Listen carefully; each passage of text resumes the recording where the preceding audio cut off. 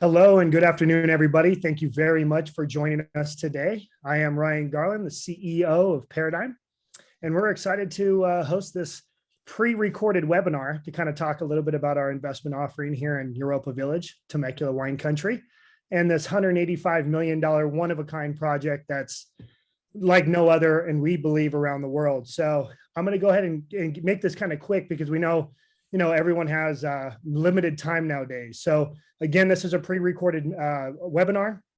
I'll talk a little bit about who we are and the reason why we're involved. I am Ryan Garland, the CEO of Paradyme. We are a syndication company, also local here in Temecula. And really what we do is we team up with really good quality sponsors and developers, very much like Dan Stephenson, the developer on this project. And we go out and raise capital for their projects all over the country and mostly right here in Southern California. So we're really excited to kind of host this for you guys. And this is really exciting for us because we've been involved even prior to the pandemic. And what we're seeing that this particular project is created even post-pandemic and how they stayed alive and the increased in wine sales that they had through the pandemic was very rewarding to the existing investors that participated and investors that were involved even prior to the pandemic hit are happening, are still interested in investing even more money. So it's been a great investment offering. Dan Stephenson will tell you a little bit about his background, but we do have all three of the partners that are on this project will be here, and you can hear from the horse's mouth themselves. And I will also be here to answer any questions. So there'll be a little bar down at the very bottom. You just hit questions and answers. I'm happy to answer any questions throughout the process, and then I'll make myself available for calls and questions and emails and scheduling a call with me even post. So thank you guys all once again very much for logging on, and I'm hoping this is fruitful for you and you see value in this particular investment offering in these crazy days that we have ahead of us. So thank you guys all. Hey everybody, thank you for logging in. We're here today. We're super excited to introduce you to the managing staff and the team for Europa Village. This is a opportunity to get to know a little bit about each and every individual involved in this investment. I'm the owner of Paradyme. Thank you very much once again for chiming in. And I'd love to make an introduction. We got John Goldsmith, which is... I'm the general manager for Europa Village. We have Dan Stephenson. I'm the one who originally formed Europa Village, moved out here to Temecula 50 years ago, and excited to share all about Europa Village with you this afternoon. And we have Steve Van Houten. And I'm the CEO for Europa Village and the Rancon Group. Rancon Group is the development partner responsible for Europa Village. Perfect. So Dan, if you don't mind, tell us a little bit about your background, and I'd like for each of you guys to share a little bit about your background. But Dan, please first. Sure. When I graduated from college, I became a banker for 3 years and was fortunate enough to leave that industry and became the marketing administrative finance director of an organization that was going to market Rancho California, which was a major master plan community between Los Angeles and San Diego. When I first came out here, in 1969, working for them, there was about 200 people in the valley, and now there's slightly less than 1 million. I worked for them for about 1.5 years, and in 1971 started Rancon, strictly to specialize in developing real estate in the Southwest Riverside County.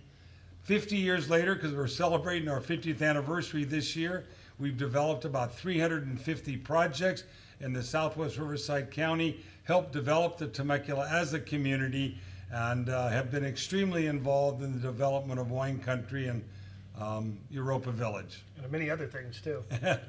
Steve, please. Yes, my experience, about 25 years of experience working for some of the world's largest construction and development companies. My education background culminated in an MBA from the University of Southern California's Marshall School of Business, where my focus was on finance and strategy, and my experience during that 25 years has largely been on the finance side of the business. Thank you very much. John, please. I'm a 30-year hospitality professional. I work for some of the leading hotels in this area and have done everything from my first job working was washing dishes. And I worked all the way up through sales and marketing, through food and beverage and operations. That's how it always starts. Absolutely. That's absolutely how it always starts. Yeah, exactly. Yeah, I washed dishes when I started a long time ago. My kids wash dishes, but I'm actually paying them to do it now. I think I didn't get paid to do dishes when I was growing up, right?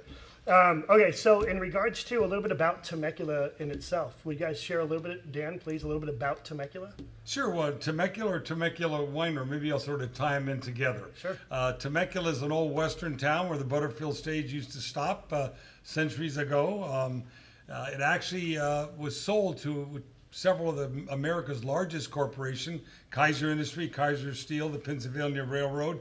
Back in 1964, eventually Heartland Life Insurance became a major player within developing what was now eventually considered a master plan country community. I came out here originally in 1968, bought land because I was drinking the Kool-Aid and strongly believed that LA and San Diego would grow together. And so I bought land out here. As I said a minute ago, lucky enough, in 1969, I took a job out here as the finance director and have watched this area absolutely explode, which makes this community especially interesting to me from the very beginning. Is it was developed where 80% of the entire 87,000 acre Rancho California project was going to be country community, vineyards, avocados, horse trails, hiking trails and what have you, and only 20% was going to be for high density residential development. So as Temecula exploded and became one of the fastest growing areas in Temecula, you could leave your tract home in Temecula literally in a matter of minutes, be out in wine country, horse country, hiking trails, and it's made this community exceptional. And in my opinion, it's the Beverly Hills of Riverside County. I totally agree. Steve, would you like to touch a little bit on, because you're a data guy like I am, so. Yeah, one of the, obviously everybody knows about Napa and some of the wineries up there. So one of my favorite questions that I often get is why build a winery in Southern California? And my answer always is, well, they have hundreds of wineries up in Napa. We've got 50 down here, and I've got 3 times the population down here in Southern California. So there's a real draw, there's a real demand for things like this down in Southern California. And we see that as our resort continues to develop, more wineries come to wine country. I know the city or the Temecula Visitors Bureau reported that we had over $1 billion in tourism revenue over the last couple of years, and that continues to grow. So really exciting area for Southern California to use as an escape destination, and we're seeing a lot of growth in that area. And we have 22 million people in a 2.5-hour drive in any which direction, which is absolutely massive. And from my own friends and family that come out here, they just love to come out and enjoy a day and kind of decompress and relax. It's a true getaway from the daily grind and hustle, but it's only an hour and a half drive in essence, so it's really cool. But as far as the tourism, I mean, correct me if I'm wrong, I mean, I think, Hawaii's getting anywhere between 2.2 to 2.4 million visitors a year prior to COVID. And I think the last data report I saw was 3.9 million visitors a year here to Temecula, which is impressive. So that's kind of an extra little snippet, right? So in regards to, the opportunity that presented itself for Europa Village, if you don't mind, would you like to talk a little bit about how you found the opportunity and your overall vision? Sure. Well, number one of my passions has been visiting wine countries all throughout the world. I especially fell in love with the wine countries in Europe itself. When we had an opportunity to buy 330 acres of the old Ely Callaway estate out here in Temecula, we saw this as a great opportunity to do something that no one else in the world has done, and that is we carved out 40 acres of the prime 330 acres right on the main road and decided to build this European village, a European village that consisted of a French, Italian, and a Spanish winery. Yes, how did we come up with the idea? I mean, we looked at Las Vegas, we looked at Disneyland, and we saw the success they had. In Disneyland's case, they created Frontierland, Tomorrowland, Fantasyland. We just created a European village of 3 wineries, the French, the Italian, and the Spanish land, and a concept that is extremely marketable and has really made Europa a very unique opportunity. This is probably one of my favorite, this is where I love to get into, really the Europa backstory. So when you acquired the property, forgive me, was it 2006? Uh-huh. And yes. then you went through all your entitlements, your planning, your design, kind of had the whole thing ready to go, and 2008 hit. Right? Sure. Yeah, well, in 2008, when we hit the recession, we made the intelligent decision in hindsight to create what we call Prelude, which was a small temporary facility, and operate that, letting the recession to run its course. turned out to be a great move, because in reality what it did, it gave us a chance to crawl before we wanted to walk, before we wanted to run. We ran Prelude for about 8 years. We were able to buy a tremendous opportunity, a little bed and breakfast right next to us out of bankruptcy at a tremendously discount.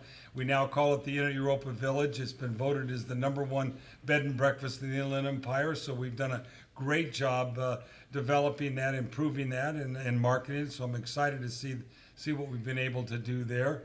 So it's been really a great ride. So, Now, when 2008 happened and hit, you actually launched the Prelude and you launched the winery, in essence, right? So what did you guys do from there? Did you just decide to wait until you started building Bolero? What was kind of the decision between, when you wanted to start building Bolero? Sure. Well, Prelude gave us an opportunity not only to create a wine club, which is extremely successful, gave us the opportunity to hire key individuals. John's been there almost from the very beginning as an example. Gave us the opportunity to create an event center, to create over 40 different varieties of wine, to plant our premium variety grapes. So we were really able to get a tremendous base during this 8-year period. 2019, we decided it was time to walk. The market started picking back up. We started building Bolero, which is our Spanish resort, and opened that in 2020. And now we're excited to take the next step and start building the Italian winery, which will start this year. Now, how many wine club members did you have when you started building Bolero? John, we probably know those numbers better than I Yeah, do. we were closer to 4,000 members when we started building Bolero. So- and over the last year, we've increased that to almost 7,000. Which we're going to get into the pandemic here in a little bit. Okay, so tell us a little bit. Now we're going to pick on you. Tell us a little bit about the wines that you have, the awards that you guys have won, a little bit about the restaurant and the retail side, please. Great. Well, we make 47 different wines. It sounds like a lot for a winery, but we've got the 3 different brands. We have the Vienza brand for the Italian, we have the C'est La Vie brand for the French, and we have the Bolero brand for the Spanish wine. So you can come to each different winery, each different tasting room, and get a unique experience. So you'll taste the Spanish wines, Italian, or French. We also import some wines from Europe, but mostly we grow the grapes, we make the wine, and we make it and bottle it ourselves. The restaurant has been hugely successful. We just got, for a brand new restaurant, not even really being open a year, we just got rated the #2 restaurant in the Inland Empire, which we're extremely That is proud pretty of. good, I have to admit. Yep. Dan already mentioned the Inn at Europa Village is the #1 rated bed and breakfast. We've been #1 for years, and we're proud to maintain that. We opened the Casitas at Bolero, 10 casitas with a unique experience with an outdoor living room as you enter the room, beautifully appointed with furnishings. The retail, we have retail at our original facility that we call Prelude, and the new Spanish facility, we call it Brio at Bolero, is doing very well. Yep. And the events has been the hardest thing over the pandemic with people not being able to get married and not being able to gather. That's been the slowest to recover, but this month I think we have 8 weddings in October. So in regards to the wines, you guys have won several awards at this point Absolutely, too. yeah. We really are making an effort. We want to win that California Winery of the Year title that another winery here in Temecula has won. So we have a real push towards that. Wine Enthusiast, one of the most highly regarded wine publications, we just got 2 Editor's Choice. We got a 92 points on our brand new release Temecula Cabernet, and a new Spanish wine called Albarino. We got a 91 point in Editor's Choice. So we continue to get amazing awards and build notoriety. Those of you that are from the area will know Europa Village. Those of you not from the area very soon will know it too. Got it. Well, thank you very much. You're welcome. So Dan, back to you, or even Steve, maybe even talk to you about it a little bit. In regards to, your guys' background in development, you guys have done how much in syndication now in your careers? Oh, I probably put together 350 syndicates in my career. That's a lot. so. Totaling, give or take. We estimate that it's just under about $1 billion we've raised. Got it. Now, in regards to the value of assets, probably over 3. Oh, tremendously more than Yeah, that. right. So which is huge. Syndicate $100 billion, and you're creating $3 billion in value. That's kind of the key, right?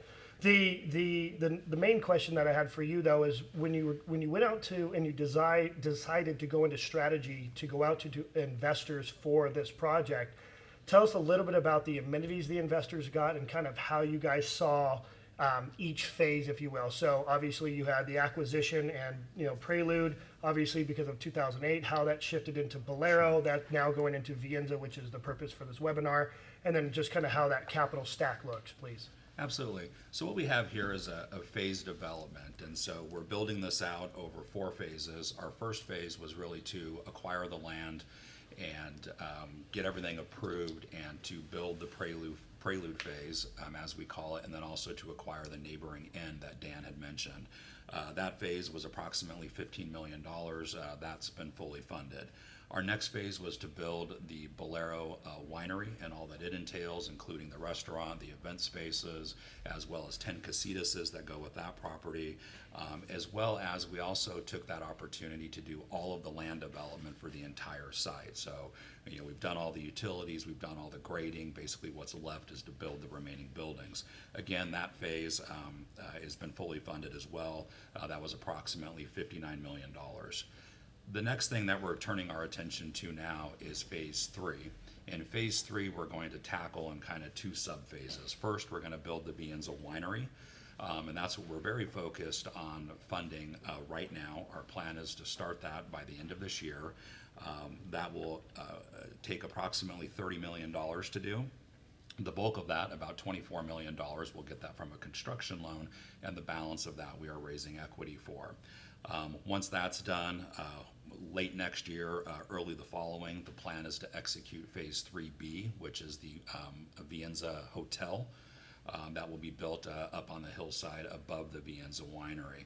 And then the last phase is our French winery and all the facilities that it obtains, and that's about $30.5 million. And so when it's all said and done, our total capital stack will be just over $183 million. About $106 million of that will be basically debt, and the balance of that will be made up of investor equity. Yep, perfect. Now, in regards to the returns to the investors, let's touch on that, because that's where everybody wants to see, right? That's what everyone loves, yeah. So please. So obviously, we've been at this for a while, since 2006, but focused on investors who would be investing from this point in time forward. We're looking at basically the way we work this is that once you invest money, you start accumulating an 8% preferred return. We expect to start making distributions in about 2 years from now, 2 to 3 years from now, and those distributions will start out a little bit smaller, but over time they will accumulate as the resort generates more and more profits. When we look out, what we basically have planned in our business plan is that in about 7 years, we should have everything built out, we should have everything working smoothly and generating a nice cash flow. And what we have modeled is at that point in time, we would go to our investors and basically ask them to make a decision. Do we sell the resort, or do we basically do a large cash out refi where we can return their equity, all of their prep, and then continue to make distributions from that point in time forward. Based on that business plan, we have an estimated IRR of about 20.55% going forward. Love it. That's perfect. And that's what everyone sees. Wait, I get dividends on my 7-year investment. I know what you have a couple different exit strategies at the end. I get to invest into a world, I like to say a world, class winery for sure. You can say that. It's true. I know. I do like to brag about it, but sometimes I feel a little biased when I'm bragging about it. But the other thing that a lot of other, I guess, sponsors don't do is they provide, other benefits to investors for participating. So because of the nature of it being a winery, tell us a little bit about the benefits for investors. What do they get? Or Dan, would you like to talk on that? I'm sorry, Steve. Dan, I think, like to talk about it the most because he's the one shaking hands and hanging out with all the investors when he can. Well, I'm going to share a little bit, and then I'd like to throw it over to Sure. John, if you don't mind, a little bit. First, I want to make it real clear. The reason we've been successful as a company from day one is we believe that people make money in real estate for 3 reasons. They make it because of land appreciation. Land appreciation is if you buy in an area where growth exceeds supply, and that's exactly what's happening in the Temecula wine country. Frankly, it's what's happened in Temecula ever since I first came out here. Second thing, land's always been a good hedge against inflation because it appreciates with the cost of living as cost of living goes. But the one thing that we've always done for 50 years is we create tomorrow's value through today's development. We buy raw material, we create an ending product, and in that you can accelerate the growth process. That's the reason you're getting IRRs that is as high as you are. We're creating a lot of value in addition to inflation and appreciation, so that's done good. The interesting thing about it is we do already have a number of investors in the program, and I kept getting asked, what kind of amenities? This is an amazing project. It's amazing to be part of it. It's amazing to go out and be part owner of a restaurant and a winery and do all the things that are exciting, because this is an entertainment center itself. So about 2 years ago, we started picking a lot of our investors' brains, and as you alluded to, Ryan, we came up with a whole list of fun things we could give them. And so now they're able to go out there, we treat them as owners, we give them VIP treatment, and we give them a lot of amenities. And so I don't steal all of John's thunder, let them know what all they get as being an owner out there. Yeah, our owners are in a club we call the Da Vinci Societe, and as a Da Vinci Societe member, you get private concierge access, you get priority access to any of our events that are coming up. We do a very exclusive, very small run, really high-end wine just for our owners every year, and you get a case of that wine. We do parties and receptions a few times a year, not just meetings where we're presenting numbers, but we like to have fun, we like to educate. And as members, we encourage them to come out and bring friends. They get discounts in any of the outlets, in the retail, in the restaurant. Again, priority access to all of that, and night stays in the hotel as well. So it's a good thing to be an owner of Europa. It's a great place to come and show off your winery to family and friends. Well, we're doing that now. You know, we have clients that come out and we're like, well, we have this connection to this winery over here. We'll put you up for a night, you know, and everyone wants to go back. So it's been great. I think maybe to add to that a little bit, you know, you don't have to be a passive investor here. You know, John mentioned that we have quarterly social events for our investors. We also have an annual investor dinner put on by our 5-star chef from our restaurant, and we actively encourage input from our investors. So you know, some of our best ideas have come from our investors, and so we love having that dialogue and getting their feedback. You guys, yeah, absolutely. Investors, I do know, feel very connected, and that's important, you know. But they can come and have breakfast, lunch, and dinner anytime they want, you know. And you guys are always there, especially John. John is always there, and he's probably my best friend. Every time I come in, I have to talk to him, just to say hi and let him know I'm here, you know. Yeah, some of our best friends are investors that come regularly, so they'll get off work and they'll swing by and have a glass of wine. And I live 5 minutes away from there, so it's hard for me not to do my last day meeting there and then go home, you know. It's been great. Well, Ron, let me jump on that for 1 second, which I think is very important. You said you live 5 minutes from there. All the projects we've developed in our 50-year history is basically in Southwest Riverside County. All of us live within 5 or 10 minutes of Europa Village and everything else we've done. Our kids go to school here. Our businesses are here. Our churches are here. Right. We are extremely committed not only to Europa Village, but to this community at large. And you don't find too many programs you can invest into where the sponsors are as dedicated and as local as we are in this particular project, which should make everyone feel comfortable that we are watching the store, and we are. No, you guys really are. You know, I always like to tell everybody, you guys are kind of the godfather out here. You know, you guys really have been a big positive growth component to all of Temecula Valley.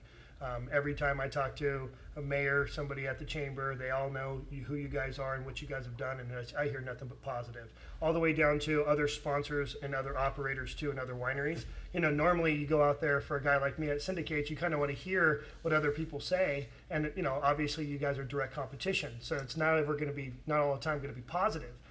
We heard nothing but positive. They stated that they believe that this development is such a positive I guess, growth aspect to wine country that they just see so many more bodies wanting to come out here because of what you guys are creating. And that's a great feeling. And that's where I think, you know, ultimately if the city wants it, you guys are integrated like you have, you built a great product, you brought the European theme, I think ultimately you can't lose, right? And so it's been great. We see what's good for one is good for all. So that's the way Dan leads everything. We are an open book. We help. We help our neighbors, so what's good for us is good for Temecula wine country.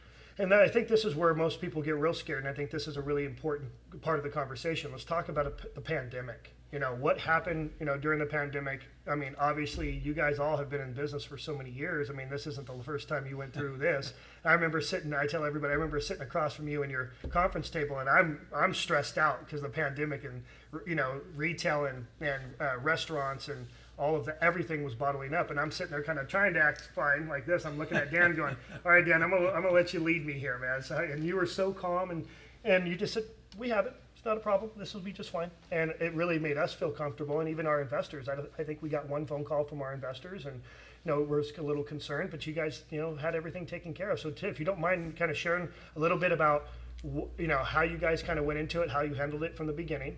I love hearing, I want you guys to really touch on the story about when everything closed down. I think it was you and Matt that were going out and planting and had all your guys' employees working and, working around trying to keep everybody employed. And it's a really good story, but please share a little bit from the financial side and then just kind of the whole process to where we're at now today. Yeah, obviously a pandemic's the elephant in the room, and why do you develop a resort in a pandemic? But we really used that time when our operations were restricted as an opportunity. We really focused on developing our staff, fine-tuning our resort. We're really focused on, hey, how can we make it better? And so, the other thing that we did that Ryan alluded to is, we wanted to do right by our team. Our team is vitally important to us. So, where other locations were laying people off, we fought back against doing that really, really hard, just to kind of keep our team in place, and again, just use it as an opportunity to continue to improve the resort. Over the last handful of months as we've all started to claw our way out of the pandemic, one of the things that we've learned is that while business hospitality may continue to struggle for a while, going to conventions and those types of things, travel hospitality is exploding. Everybody is sick and tired of being at home and looking for things to do, and so Europa Village has really benefited from that. And we've just, as we've been able to be completely reopened for the first time in a while, we have really seen revenues explode. Most of John and I's meetings these days are about where to put more tables and chairs and how to increase capacity and how to have more events. And so we're really on the other side of this, and we're seeing our numbers improve every month, and just trying to grab all the opportunity that we can right now that we've got a public that's eager to get out and do things again. Yeah, I would say one of the biggest things that the pandemic taught us is how to be flexible and how to pivot on a dime. So we've gotten very good at being able to find opportunities and to deploy resources to areas to improve the business and the operation. So we have an incredible team. We call ourselves villagers, Europa Village. It takes a village, takes a villager. Yep. I think we lucked out a little bit in the timing because we were so new, so we were able to keep people employed. We were building chairs, we were building offices, we were doing things that in a normal operation we would farm that out to other people to do that, but we were able to keep people on the payroll. It's really benefited us now because a lot of places are having a hard time finding employees, and we are not in that boat, thank goodness, because we supported our people and we stood behind them. We were profitable. We made money last month, and for a new business, I've been at plenty of resorts and opening them. It's taken a long time to make money, and we're doing really well right now. So your wine club membership before the pandemic to now? That was a big surprise, honestly. I assumed that when the pandemic hit, that we have a lot of people that would cancel, that would kind of hold on to their resources and not go out. We saw the opposite. We saw people wanting wine, wanting things. So we had curbside pickups. We had the restaurant was making to-go meals. We did a really good job finding ways to get our wine and our food to the people that wanted it. And the club growth, I know a little bit about a lot of the wineries out here. We are very successful with that, and that's the base of our business. Our wine club is really the heart of what we do. Every month you have that guaranteed revenue that comes in, and you have those guests that come, that love you, that tell their friends about it, that bring people here and bring more members. So, I just remember going, just right towards the end here, and I wanted, a couple bottles, and they were always telling me you guys are out. I'm like, how are you guys out? And they're like, we're selling that much wine. And I'm like, well, that's good and it's a bad thing, because I don't get any wine, kind of thing. That's a vicious I took my wine club membership, but it was the one bottle I wanted, right? Because we make these wines, and we make wine for quality. Sure. We don't have a formula that this is what our Chardonnay ever do. We take what Mother Nature gives us, and we do our best to make it the best wine. And some years you only get a little bit, and it's a great wine, and you sell it very quickly. And other years you get more. It's just, but the good thing is with so many different wines, we've got lots of opportunities. So if people like reds or whites, they have a full selection of anything. Now, in regards to Bolero, and then you guys also built the Vienza Cave. Tell us a little kind of the mindset behind being able to do those both at the same time. And obviously, the cave was still being built through the pandemic, so a lot of people liked seeing that the project still being built and the construction was going. That was a big positive as well. Can you tell us a little bit about the idea behind building the cave and kind of get on and kind of shotgunning Vienza forward a little bit? Sure. The key to our success is to bring tourists out here, and that's what Temecula Winery has done better than any wine region literally in the world. I mean, like you said, there's 22 million people, couple hours from the area. How do we drive them out here? How do we make them have fun and do that? As we were building Bolero, the cave is a huge draw. People love caves. Yep. And there was only one cave in all the Temecula Valley. So even though it was originally part of Vienza, we did a lot line adjustment so legally we could build it simultaneously with the Spanish resort.